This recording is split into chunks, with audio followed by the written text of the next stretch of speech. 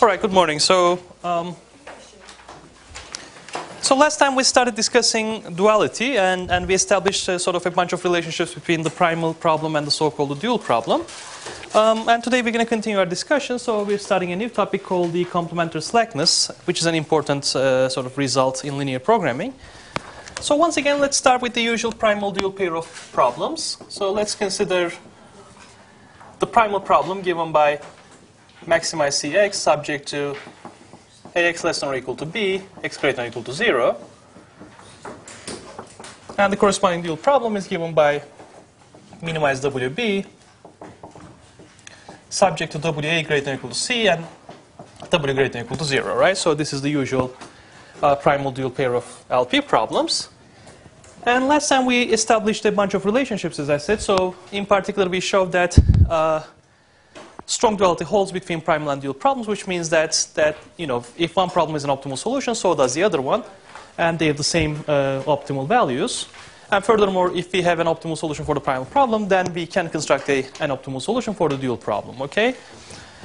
Today we're going to continue sort of to establish new relationships. So let X star and W star denote optimal solutions of the primal and dual problems respectively.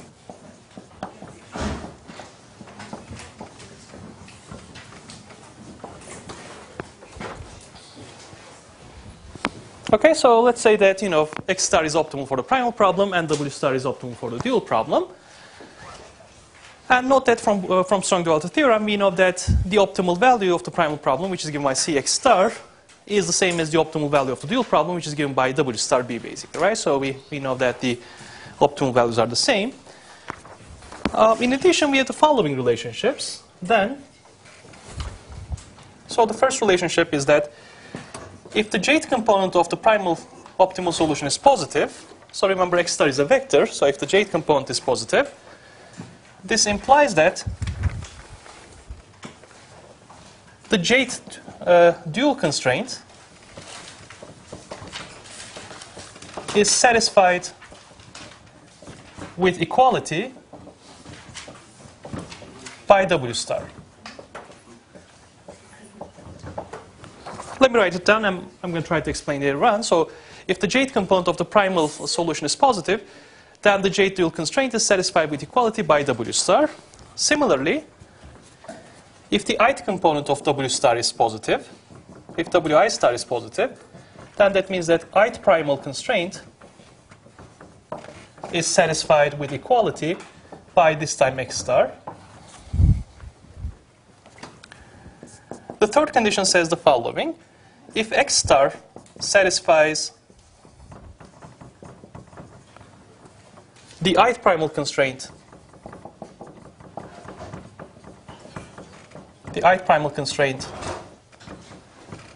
with strict inequality,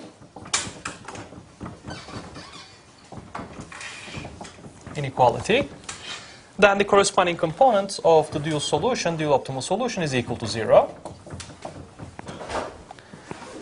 And finally, if W star satisfies the jth dual constraint with strict inequality, then Xj star is equal to 0. So the jth component of the primal optimal solution is equal to 0. Or the jth primal variable is equal to 0 at the optimal solution. Now let me try to explain what these relationships basically mean. So essentially we have a sort of pair of primal dual LP problems. So P stands for primal and D stands for dual. And let's assume that both of them have optimal solutions. And we know from strong duality that if at least one problem is an optimal solution, so does the other one, right? So, and furthermore, the objective function values or the optimal values are the same. So what this sort of result says is the following. So it establishes a relationship between the components of the primal problem and the constraints of the dual problem. And similarly, it establishes a relationship between the components of the dual problem, between the components of the dual optimal solution, rather, and the primal constraints. Okay, so more precisely, what it says is the following. So suppose that I have a primal optimal solution and the dual optimal solution. And let's say the first component of the primal optimal solution is positive. Okay? So, for example, if x star is a basic feasible solution, let's say x1 is a basic variable, okay, with a positive value. Then it says, if I look at the first dual constraint, okay, then W star actually satisfies the first dual constraint with equality. Okay? So despite the fact that we have greater than or equal to here, I know that W star should satisfy the first constraint with equality in this case. Okay? Similarly, if I look at the ith component of the dual solution, then the ith primal constraint, even though it's a less than or equal to constraint, should be satisfied with equality by x star. Okay? And we have the sort of converse results as well. If I look at, let's say, the first primal constraint, and suppose that the first primal constraint, which is a less than or equal to constraint, is satisfied by strict inequality. So which means that we have a sort of positive slack for the first constraint, for the primal problem. Then it says that the corresponding component of the dual solution should be equal to 0. And the same is true for the dual constraint and the primal variable as well. So this is best understood by an example. So let me try to give you an example.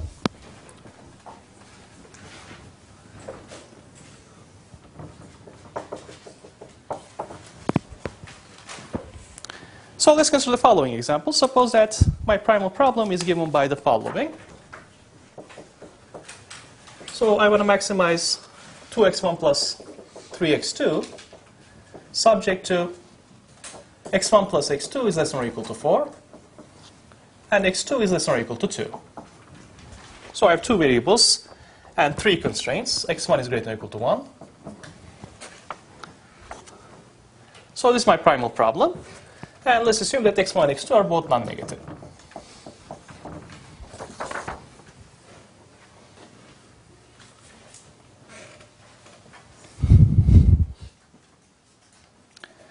So I can easily draw the feasible region. Okay, so let me just do that. So the first constraint looks like the following. x1 plus x2 less than or equal to 4 looks like this constraint here. Since the origin is feasible, this can be everything on or to the left of this line. Then x2 less than or equal to 2 looks like this constraint right here. And then finally, x1 greater than or equal to 1 actually looks like this constraint right here, okay? And then we have non-negativity, so this is our feasible region, basically. Okay? And then we can solve this problem using the graphical method. So if you just draw the ISO profit line, it's going to look something like this one, and the improving direction will be given by this. So I'm not going to go through details, but it turns out that x star, which is this corner point, is optimal. And what are the coordinates of that point? So it lies on the intersection of this line and this line as well, so it's going to be 2, 2, right? Exactly. Okay. What is the optimal value? So let me call it z star. So if you plug in 2, 2 into the objective function, you get 10, basically, right? Okay. So the optimal solution is given by 2, 2. And the optimal value for this primal problem is equal to 10. So now let's construct a dual problem.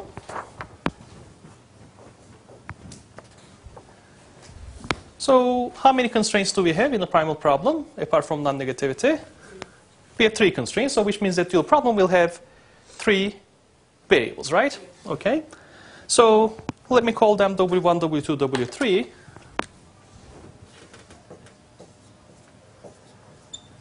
Since the primal is a maximization problem, the dual will be a minimization problem. Okay? And what is the objective function of the dual? 4W1 plus 2W2 plus W3, right? Subject to. And how many constraints will I have for the dual problem? 2 constraints, because the primal has 2 variables, right? Okay, what does the first constraint look like? W1 plus W3. Okay, what is the right-hand side of the first constraint? It's going to be equal to 2. Now, what is the type of the constraint? So let's think about that a little bit.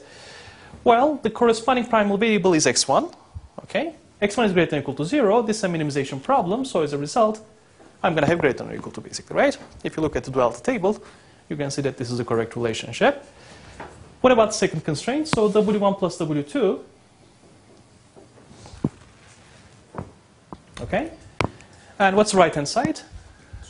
So it's going to be 3 now. So it's the cost coefficient of x2. And what is the correct type of the constraint? So once again, the corresponding primal variable is x2. And x2 is non-negative. So since this is a minimization problem, again, we're going to have greater than or equal to, basically, right? Okay? All right, so I should also determine the sign restrictions of W1, W2, and W3. So let me go back to the primal problem.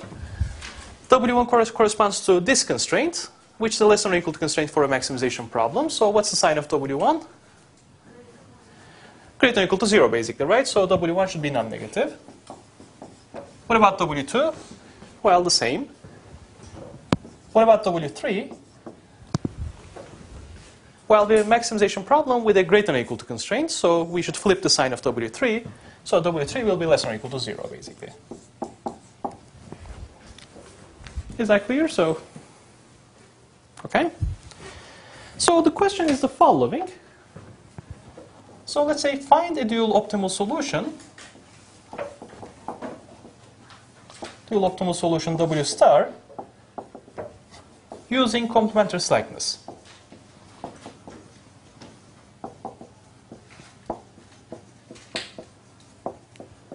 So essentially what I want to do is I want to actually use these sort of results to find an optimal solution for the dual problem. Now there's one thing that you should pay attention to, which is the dual problem has has 3 variables rather, okay? So which means that you cannot really solve the dual problem using graphical method, right? I mean, you can solve it using the simplex method, but we don't want to do that either. What we want to do is we want to find the dual optimal solution directly by using the primal optimal solution, okay? And using the fact that the primal and dual actually have a close relationship between the two. So let me try to explain what complementary slackness conditions are. I'm going to write CS for short.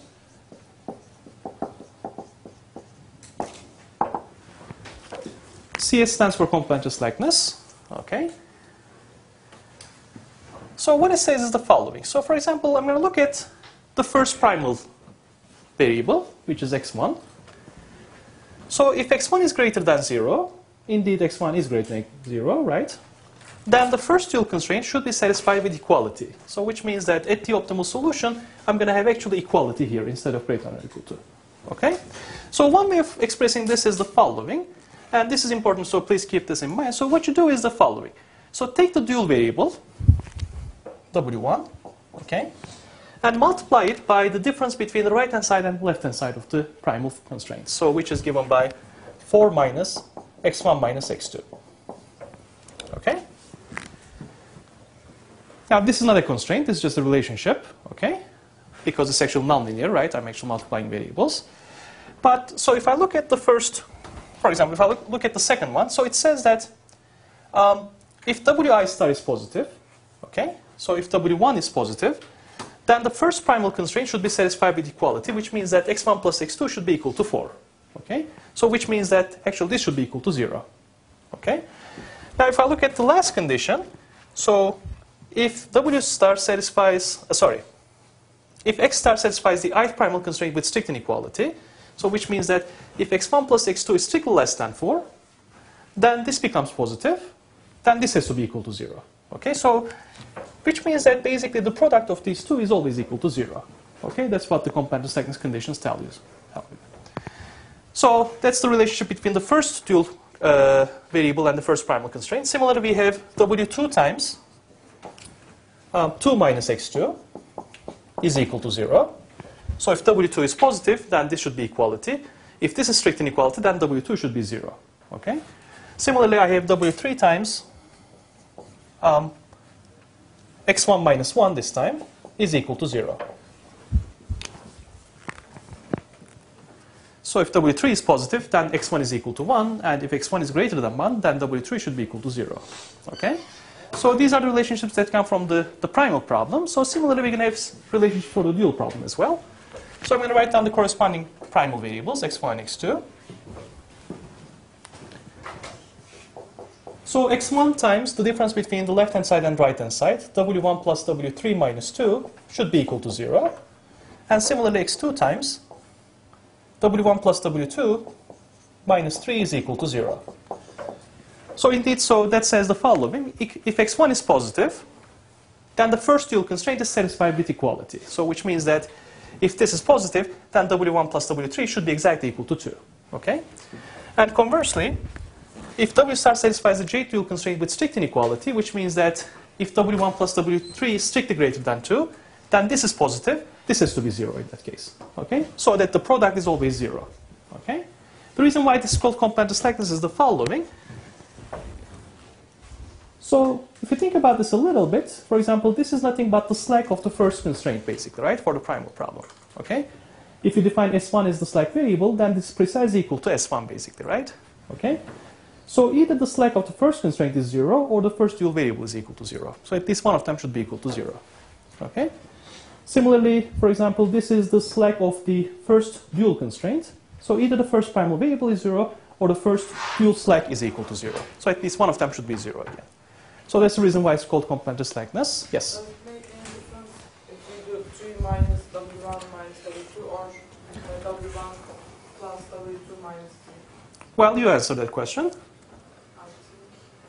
No, the answer is no, of course, because if you multiply by minus 1. But select variable, maybe minus select variable. So if you write it this way, then you see why it's called complementary slackness. That's the only reason. Okay? So the slack corresponding to any constraint times the corresponding dual variable is always equal to 0. Product of the two is always equal to 0. Okay? So by using these conditions, we're going to try to find an optimal solution for the dual problem. Okay? So how are we going to do that? Well, first of all, let me focus on the last two relationships. Okay? So essentially, if I plug in X star and W star into these conditions, all of them should be satisfied, basically. Okay? And I know what X star is. So X1 star is equal to 2. And X2 star is equal to 2. Okay, from the primal problem. Well, so now if I look at the last two conditions, X1 star is positive. Okay, then what does that imply about this? The term in the parentheses. Well, if this is positive, then this should be 0, basically, right? Okay, so let me call this 1, 2, 3, 4, and 5. So by relationship number 4, since X1 star is positive, I have W1 star plus W3 star minus 2 is equal to 0. So that's the first relationship that should be satisfied by a dual optimal solution. Okay? So now I'm going to use the fifth inequality as well. Since X2 star is positive, by 5, I have W1 star plus W2 star minus 3 is equal to 0. So I still don't know what W1 star and W2 star and W3 star are, but I know that they should satisfy certain relationships. So in particular, both of the dual constraints should be satisfied with equality, okay, by the optimal solution of the dual problem. Now, if you look at these two equations, well, the problem is that we have two equations and three unknowns, right? So there's not a unique solution to this system in general. However, we haven't used these conditions yet. Okay, so I'm going to use the first three conditions as well and see if that gives me any information, any further information. Let me start with the first one. So I'm going to just plug in x1 equals 2 and x2 equals 2. And if I do that, so what's the value of the term in the parentheses? It becomes 0. So what does the first equation tell me? W1 times 0 is equal to 0. Well, basically, that doesn't give me much information, right? So, by 1, we have W1 star times 0 is equal to 0. So this basically gives us no information. So from the first one, I don't get any information, basically. What about the second one? So I'm going to plug in again 2 for x2 star. So by 2, I have W2 star times 0 is equal to 0. And once again, we have no information.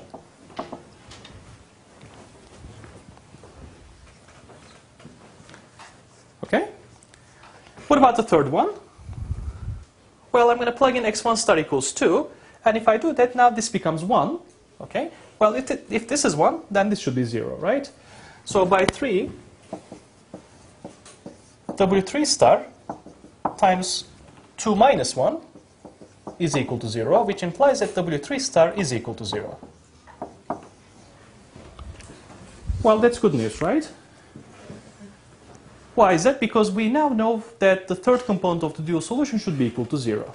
Okay? What about the first two components? Well, for the first two components, I'm going to use these relations now. Okay? And in particular, from the first equation in that box, since W3 star is equal to 0, W1 star should be equal to 2, basically, right? So this implies that W1 star is equal to 2. What about W2 star then? Well, if you look at the second equation, so since W1 star is equal to 2, W2 star should be equal to 1. So therefore, my W star will be given by 2, 1, and 0.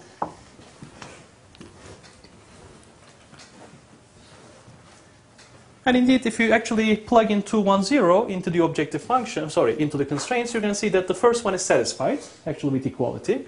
The second one is satisfied, again, with equality. And all of these conditions are satisfied as well, so it's a feasible solution. Okay? And if you plug it into the objective function, so you have 4 times 2, which is equal to 8, plus 2 is equal to 10, plus 0.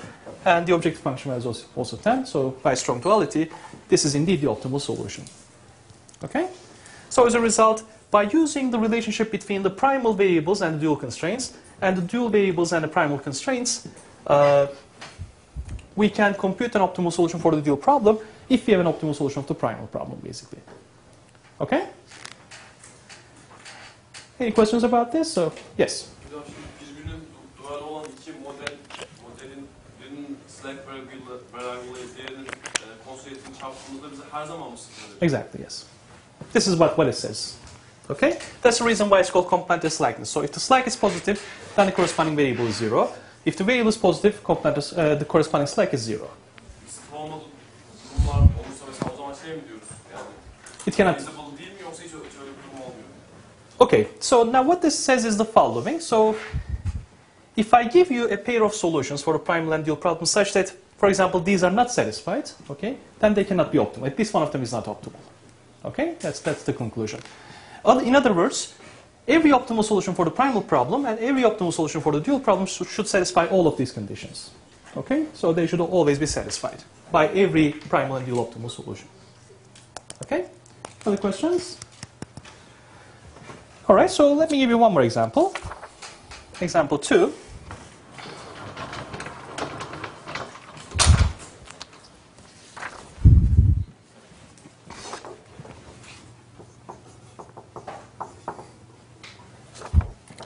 So suppose that I'm looking at the following problem. Minimize 2x1 plus 3x2 plus 5x3 plus 2x4 plus 3x5. Subject to, I have two constraints. x1 plus x2 plus 2x3 plus x4 plus 3x5 is greater than or equal to 4. 2x1 minus 2x2 plus 3x3 plus x4 plus x5 is greater than or equal to 3, and each of the variables is non-negative.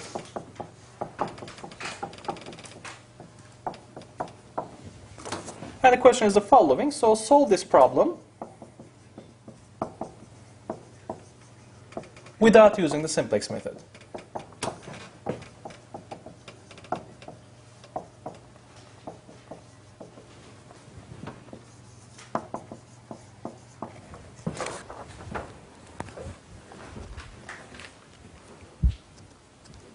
Well, let's try to understand this a little bit. So we have a problem with 5 variables. Okay, x1 to x5.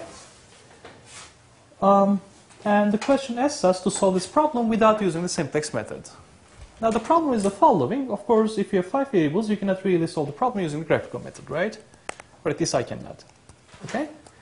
So what are we going to do? And we don't know really any other method to solve an LP problem. So does anyone think of anything that we can do? Exactly. So now one thing that's important here is the following. So if you look at the primal problem, so think of this as a primal problem, there are only 2 constraints basically, right? Well, if there are 2 constraints, that means that the dual problem has only 2 variables, right? Well, if the dual problem has 2 variables, then I can solve the dual problem with the graphical method. So I'm not using simplex. So once I have a dual optimal solution, then by using complementary slackness conditions, I'm going to try to find an optimal solution for the primal problem. So that's precisely the sort of the path that we're going to follow. So first of all, I'm going to construct a dual problem. What is the objective function? So I'm going to minimize 4w1 plus 3w2. So what are the constraints? Maximize, thank you. So it's a primal minimization. Dual is a so w1 plus 2w2, that's the first column, will be less than or equal to this time 2, because it's a maximization problem. W1 minus 2w2 will be less than or equal to 3. Hocam bu kadar yazsak yetmez mi? Yani sonuçta bir sonuç vereceği için hani 5 tane equation'da yazacağımıza yani bu da bir sonuçta optimal vermeyecek mi bize? İki equation'ımız var, iki anlamımız var. Hayır, diğerleri kısıtlayabilir. Pardon. Grafik çizeceğiz. Okay? Doğru. That's okay. 2w1 plus 3w2 will be less than or equal to 5. Then w1 plus w2 is less than or equal to 2. And finally 3w1 plus w2 is less than or equal to 3. And both of the variables are non-negative. So once again, please pay attention to the fact that the primal is a minimization problem, so the dual is a maximization problem, okay? All right, so the next thing is that the dual problem has only two variables, which means that I can solve it without using the simplex method, and that's exactly what I'm going to do. So let's draw the feasible region for the dual problem. So I have W1 and W2. Let me start with the first one. W1 plus 2W2 less than or equal to 2. If W1 is 0, W2 is equal to 1. And if W2 is 0, W1 is equal to 2. So it goes through these 2 points. And the origin is feasible, so this is the region defined by the first constraint.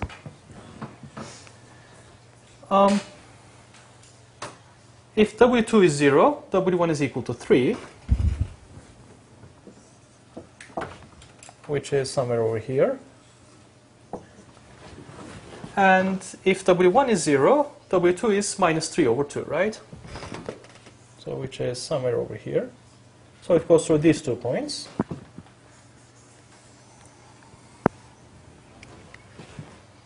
Is the origin feasible for the second constraint?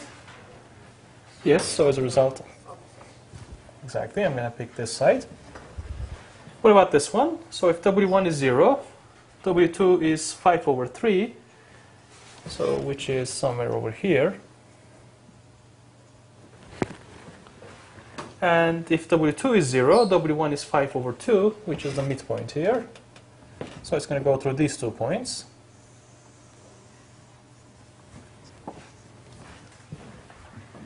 Okay, the origin is feasible, so what about this one? So W1 plus W2 less than or equal to 2 looks like this constraint here.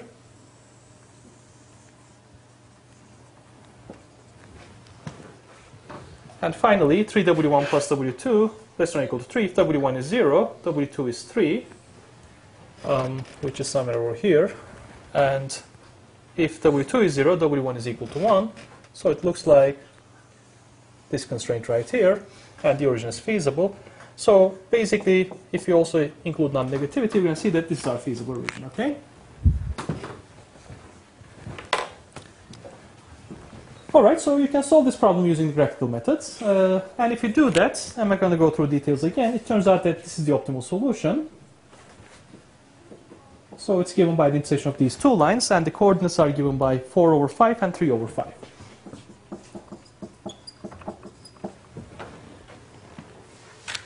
Okay, and what is the objective function value? If you just plug in those numbers into the objective function, so 16 over 5 plus 9 over 5, so you get 25 over 5, which is equal to 5 basically, right? So now I know what the primal optimal value is, right? The primal optimal value is also equal to 5. What I don't know yet is a primal optimal solution. So I should be looking for a feasible solution whose objective function value is equal to 5 in the primal problem, right? All right, and how are we going to do that? Well, again, by using CS conditions, basically, right? Okay, so let's write them down.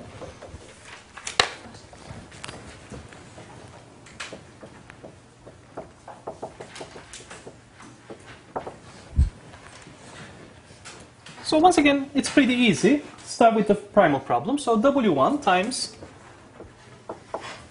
the difference between the left-hand side and right-hand side of the primal constraint. So x1 plus x2 plus 2x3 plus x4 plus 3x5 minus 4 is equal to 0. Well, if I look at the dual optimal solution, the first component is positive, basically, right? So which means that W1 star is positive. And since W1 star is positive, then this term in the parentheses should be equal to 0. Okay? So this implies that we have our first relationship, x1 plus x2 plus 2x3 plus x4 plus 3x5 is equal to 4. In other words, the first primal constraint is satisfied with equality. Okay? All right, so what is the second condition? So W2 times the difference between the left-hand side and right-hand side of the second constraint, second primal constraint, 2x1 minus 2x2 plus 3x3 plus x4 plus x5 minus 3 is equal to 0. Well, once again, the second component is also positive. Okay, so which means that the term in the parentheses should be equal to 0. Or in other words, the second primal constraint should be satisfied with equality. Okay? At the optimal solution. So 2x1 minus 2x2 plus 3x3 plus x4 plus x5 is equal to 3. So that's my second relationship. Of course, again, we have a similar problem. So we have two equations and 5 unknowns. Okay, so this system doesn't have a unique solution yet. So I'm going to now look at the relationship between the primal variables and the dual constraints. So let me start with the first one. So x1 times the difference between the right-hand side and left-hand side, 2 minus w1 minus 2w2 is equal to 0. Well, let's just plug in these numbers into here. So w1 is 4 over 5, w2 is 3 over 5. So what do we get from here? So 2 minus 4 over 5, okay, which is 6 over 5, minus 6 over 5 is equal to 0. So the term in the parentheses is equal to 0, basically, right? So once again, if you just plug in 4 over 5 and 3 over 5, you can see that this term in the parentheses is equal to 0. It's equal to 0, right? Okay? So, exactly. So what do we have? x1 times 0 is equal to 0. So, unfortunately, we have no information here. What about the second one? So x2 times 3 minus w1 plus 2w2 is equal to 0. So once again, plug in w1 equals 4 over 5 and w2 equals 3 over 5. So what do we get? So 3 minus 4 over 5 is 11 over 5 plus 6 over 5 is 17 over 5. So as a result, x2 should be equal to 0, basically, right? Okay? So this implies that x2 is equal to 0. Is everybody following still? Okay. Then I'm going to look at the third one. So x3 times the difference between left-hand side and right-hand side should be equal to 0. So x3 times 5 minus 2w1 minus 3w2 is equal to 0. So what happens if you plug in 4 over 5 and 3 over 5?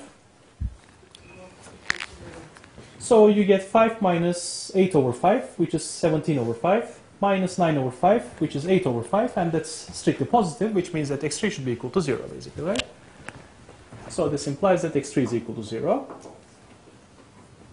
Then x4 times 2 minus w1 minus w2 is equal to 0. So what do we get from here? So w1 plus w2 is equal to 7 over 5, which is strictly smaller than 2. So as a result, this is positive. So x4 is also equal to 0. And finally, x5 times 3 minus 3w1 minus w2 is equal to 0.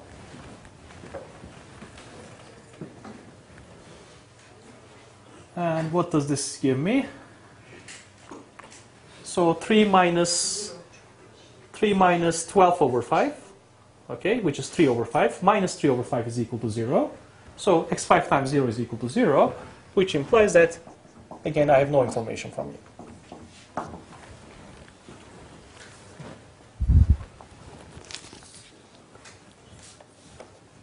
Okay? So we found out that in the primal problem, the second, the third, and the fourth components should be equal to 0 at the optimal solution. Okay? So I still don't know the first and second components. However, they should satisfy the two equations, basically, right? Okay?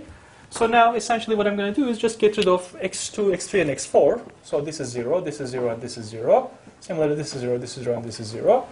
So now I have two equations and two unknowns, and I can solve the system, right? Okay? So basically, if you solve x1 plus 3x5 is equal to 4. And similarly, 2x1 plus 5 is equal to 3. And you solve them simultaneously. And I think you get 1, yes. So x1 is equal to 1, and x5 is equal to 1.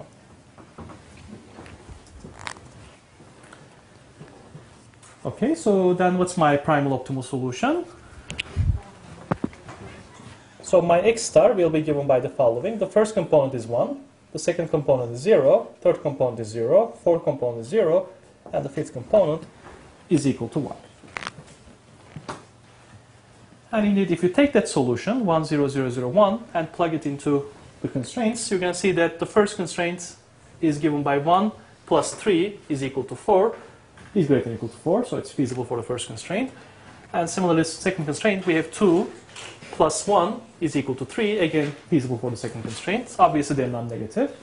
And if you look at the objective function value, I have 2 times 1, which is 2, plus 3 times 1, which is equal to 3. The total is 5, and that coincides with the dual objective function value. So as a result, x star is indeed an optimal solution, okay? Yes? Son aşamada x1 ile x5'i bulurken mesela orada tüm x2'de de no input çıksaydı bir şekilde orada tekrar bir şey mi tanımamız gerekiyor? That's a very good question. That's going to be the next example. Okay? Other questions? Alright, so once again, I mean, the whole idea here is the following. So by taking the dual, solving the dual graphically, and using complementary slackness conditions, we can find an optimal solution of a 5-variable LP problem without using the simplex method at all. So that's the nice part. Okay? So the complementary slackness conditions are really important, and by using them, you can actually find an optimal solution if you know the optimal solution of the dual problem, basically. Okay? Alright, so let me give you the next example.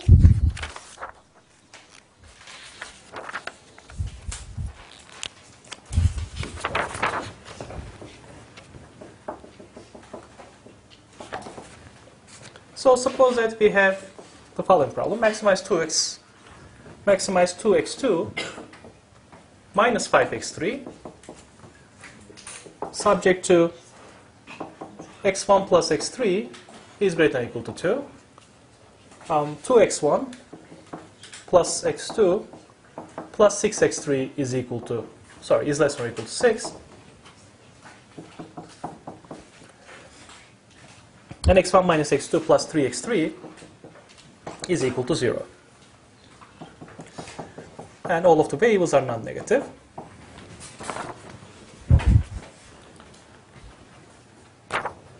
And the question is the following. So let x bar be a solution given by the following, 2, 2, 0. So the question is x bar optimal for this problem?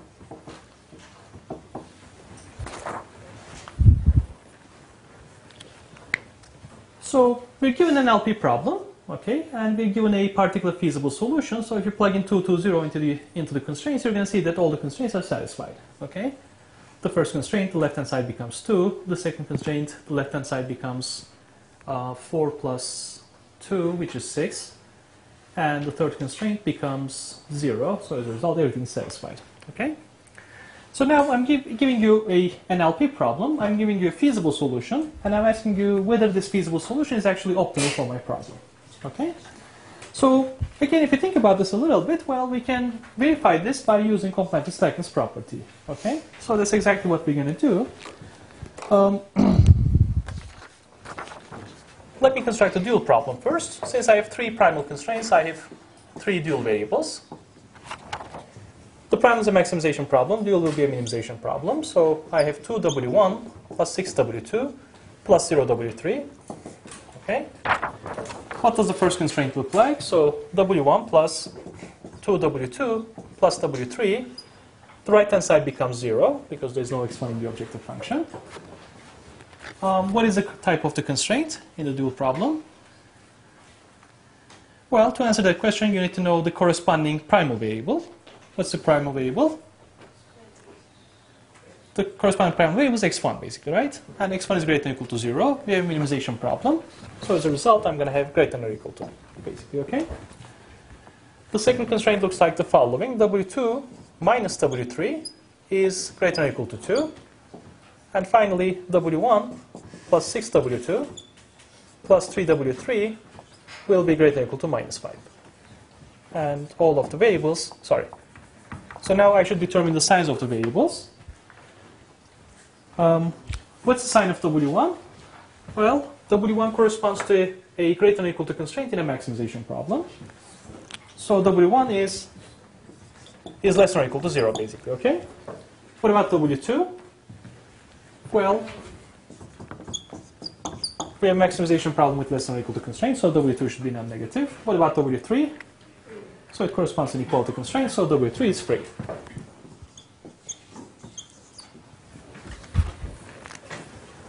All right, so now what I'm going to do is the following. So the question asks me whether 220 is an optimal solution for the primal problem, okay? So I'm going to use the following reasoning. If 220 is an optimal solution, is indeed an optimal solution for the primal problem, then there should be an optimal solution for the dual problem such that complementary slackness conditions will be satisfied. Okay, so now I'm going to use that property.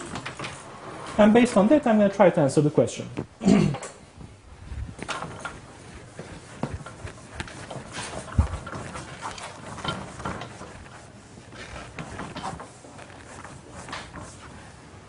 So let me quickly write down the CS conditions.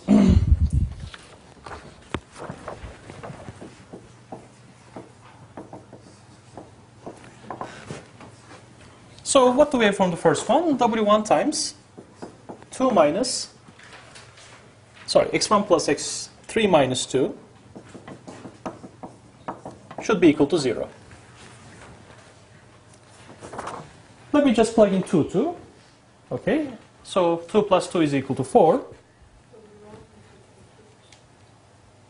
Sorry, 2 plus 0 is equal to 2, minus 2 is equal to 0, so we have W1 times 0 is equal to 0. So as a result from here, we have no information. Okay? What about the second one? So W2 times 6 minus 2x1 minus x2 minus 6x3 is equal to 0. Again, plug in 220 into here. What do we have? 6 minus 4 minus 2 minus 0. We have 0 here. Again, we have no information. What about the third one? So W3 times x1 minus x2 plus 3x3, okay, minus 0, should be equal to 0. Well, so since this is satisfied with equality, this should be equal to 0. Okay, so which means that we have again no information.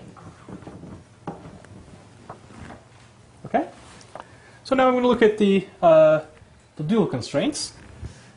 So x1 times w1 plus 2w2 plus w3 is equal to 0.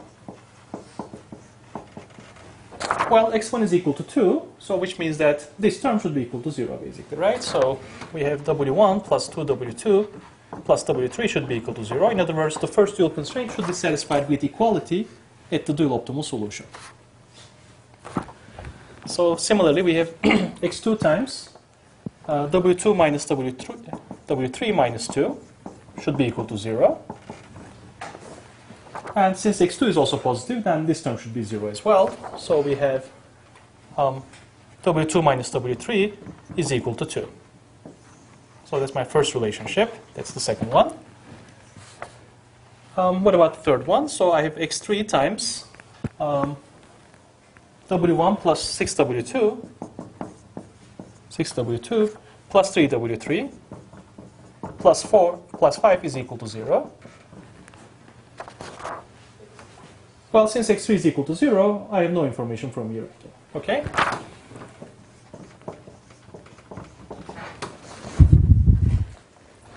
All right, so now I just want you to pay attention. So we have 3 unknowns for the dual problem, but we have only 2 equations, right?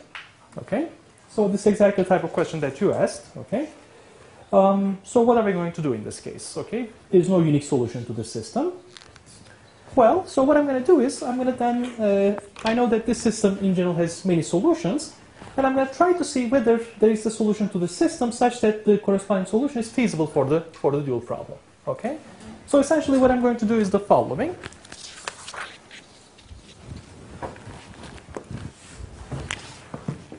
So we have 2 equations and 3 unknowns.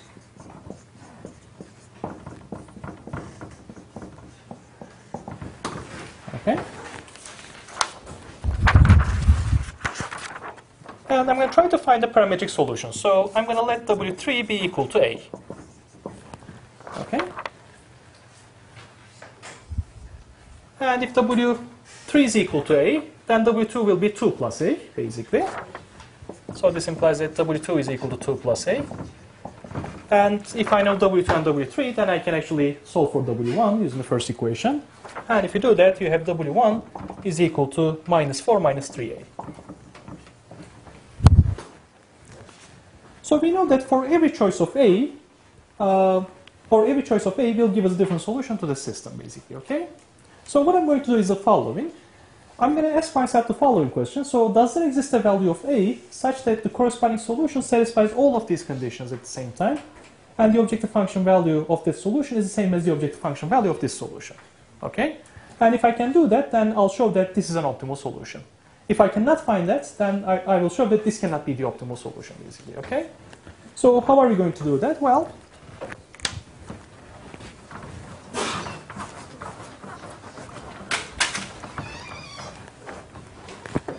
so let me write down the question again. So does there exist a value of A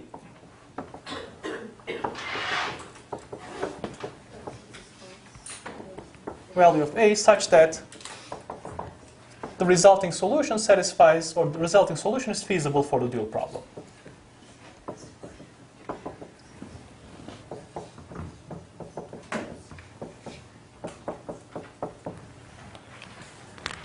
So what I'm going to do is the following. I'm going to take the solution and plug it into the constraints. Okay. So for the first constraint,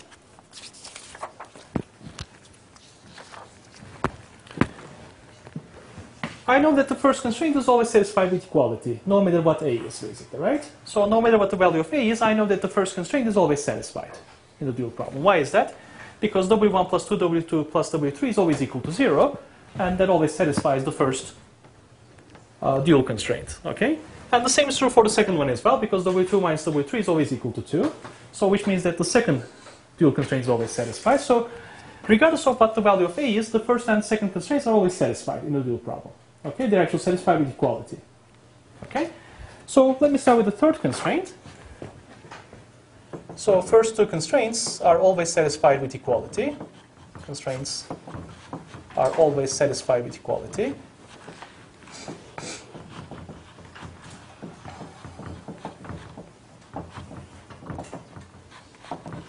For the third constraint, I need to pick my value of A carefully, so which means that if I plug in W1 plus 6W2 plus 3W3,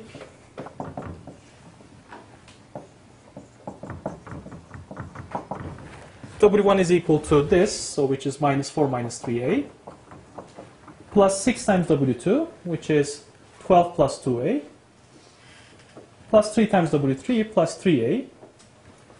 So this value should be always greater than or equal to minus 5, basically, okay?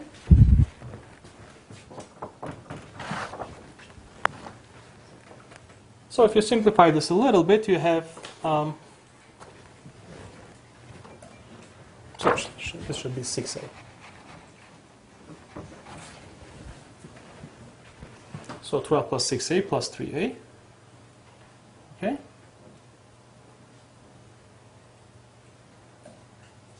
So this implies that 6a is greater than or equal to minus 13, which implies that a should be at least as large as minus 13 over 6.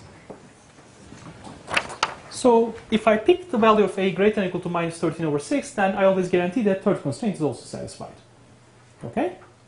In other words, if a is strictly less than minus 13 over 6, then I'm going to violate the third constraint, so this cannot be a feasible solution for the dual problem. Okay? What else do we have? Well, we also we need to pay attention to sign restrictions.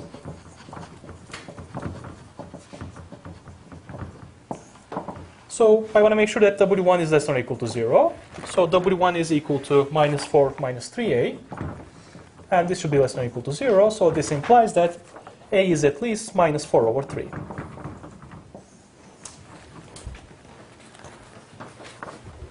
Okay?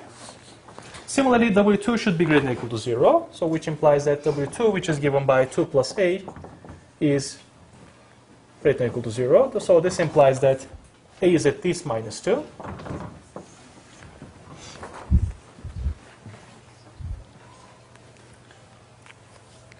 So then if I pick the value of a such that all of these conditions are satisfied, then I will obtain a feasible solution for the dual problem. Okay? So then the question boils down to the following. Is there a value of a that satisfies all of them at the same time?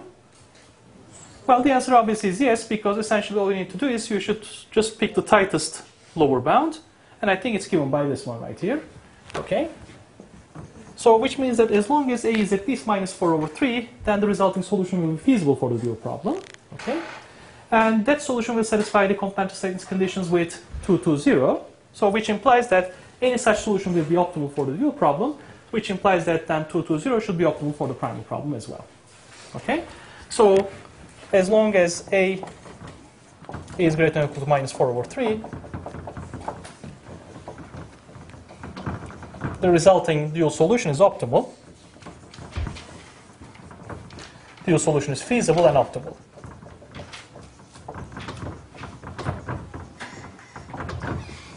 So this implies that X bar is optimal for the primal problem.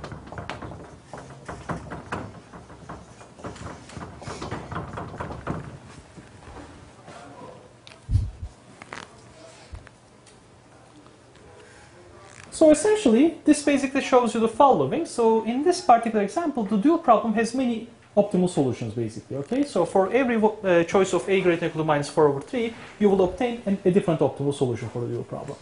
So in particular, for instance, if a is equal to 0, which satisfies this relationship, okay, if a is equal to 0, then W3 becomes 0, W2 is equal to 2, and W1 is equal to minus 4. And if you plug them into the objective function, you can see that the primal and dual values are the same, basically. Okay? So basically, again, you can use complementary slackness to see whether the dual problem has an optimal solution corresponding to this particular primal optimal solution. And if you don't have enough number of equations, then this is what you do, basically. Okay? So you find a parametric solution, and you see for which values of a will the constraints be satisfied. And if there's a particular value of the a that satisfies all the constraints, then you're done. Okay? So sorry for running over time. See you next time.